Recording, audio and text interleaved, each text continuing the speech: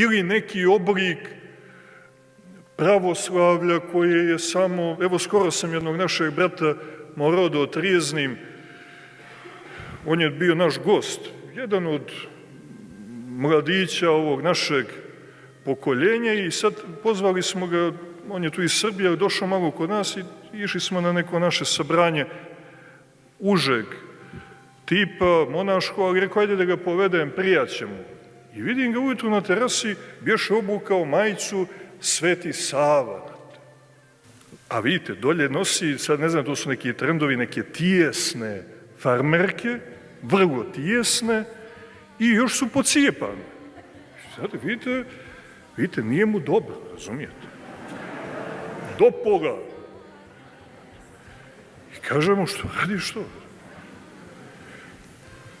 Pa znaš ti čovječe, kakav ti treba život da ima, onako spontano, vidi, to su mi prve riječi, prvi utisi tog dana.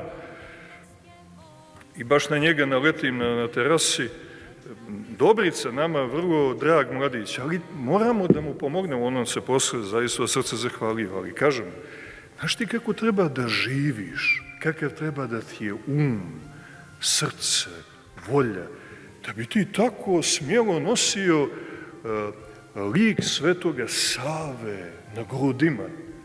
Pa ti čovječe treba da si ko heruvim čoveč. Evo vidite i mi monasi pa smo, eto, po prizvanju trebali bi da smo posvećeni. Nema tu ništa specijalno. Crno risi, nema nikakvih tu znamenja. Najbolje schimu da okačimo, znate, na sebe i tako da odamo gradu. Znate, to se nosi, znate, diskretno, iznutra se gradi.